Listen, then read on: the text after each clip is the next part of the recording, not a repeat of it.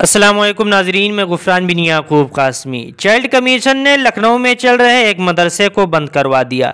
तफसीली रिपोर्ट सुनते चले। चाइल्ड कमीशन की टीम ने लखनऊ के दुबग्गे में चल रहे बगैर रजिस्ट्रेशन वाले मदरसे से 21 बच्चों को हटा दिया।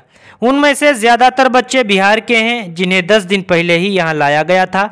टीम ने गांव वालों की शिकायत पर एक कार्रवाई की है। आपको बताते चलें कि अंधे की चौकी के कशमंडी रोड पर वाक़ लालनगर खेड़ा गांव में मदरसा जामियतुल कासमिया अल इस्लामिया बगैर रजिस्ट्रेशन के चल रहा था। गांव वालों ने चाइल्ड कमीशन से शिकायत की कि मदरसा में छोटे बच्चों को रखा जा रहा है और उन्हें बुनियाद परस्त तरबियत दी जा रही है।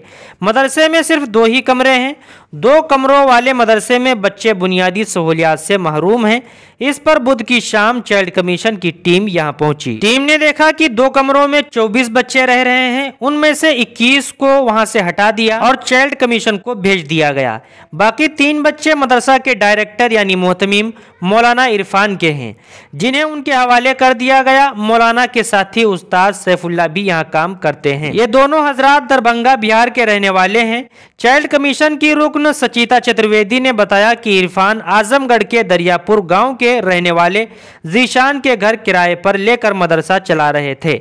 टीम की पूछगछ के दौरान बच्चे अपना पता नहीं बता सके, ताहम उसने कहा कि वो बिहार के रहने वाले हैं। चाइल्ड कमीशन की रुकन ने कहा कि मदरसा को मिलने वाली फंडिंग और माली वसाइल की मुकम्मल छानबीन की जाएगी। जब टीम ने डायरी में हिंदी में लिखने को कहा तो मदरसा के डायरेक्टर यानी मोहतमीम और वहां मौजूद उस्ताद ने बताया कि वो सिर्फ उर्दू जानते हैं। चाइल्ड कमीशन की टीम को मदरसे की रजिस्ट्रेशन नहीं मिली। बैतुल खला, पीने का पानी, आग बुझाने का सामान, इब्तदाई तिब्बी इमदाद वगैरह का कोई इंतजाम नहीं था।